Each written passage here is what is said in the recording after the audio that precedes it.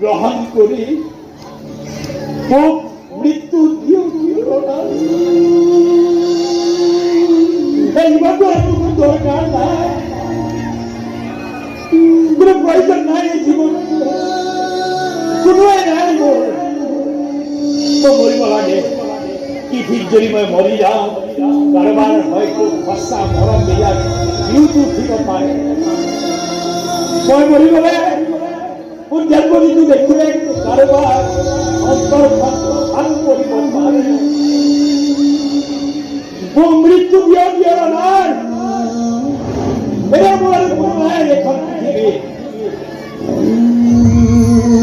3টা বছৰ জেলত কটালো মোক বিচাৰি কোনোৱে নাহিলে মই আছো নে মৰিলো কিন্তু এটা খবৰ নকৰিলো মোৰ আবেদনখন মঞ্জুৰ কৰি মোক মৃত্যু দিয়া ইচ্ছা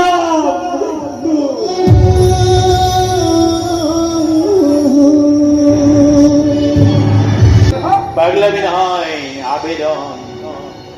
মৃত্যুৰ আবেদন কৰিস আমৰা মৰি যাব লাগে সঁচা সৰু জীয়াই থাকিবলৈ বিশ্বাস মনটো মৰি যাব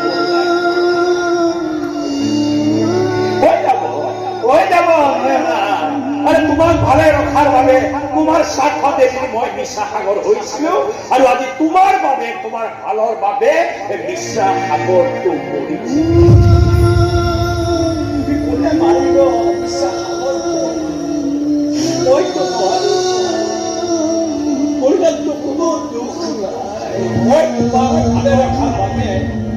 আগৰ হৈছে নিজে মৰম এই সঁচা মৰম বিলাকক মইতো মাৰি পেলাব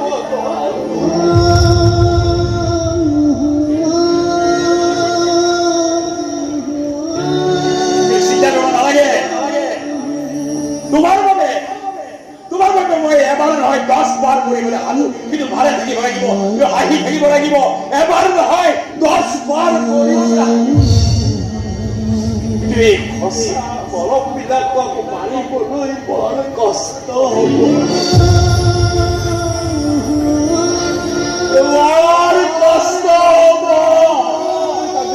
নাকচ কৰি এই বুলি যে জীৱন কাহিনীৰ অনুযায়ী আমাৰ আইনে কাকুৱে দিয়া আৰু মাত্ৰ কেইদিনমান পিছতেই মিলন হাজৰিকা জেলৰ পৰা সেই দিনটোৱে নিৰ্ভৰ কৰিব তেওঁ কেনেকৈ জীয়াই থাকিব তাৰ বাবে যে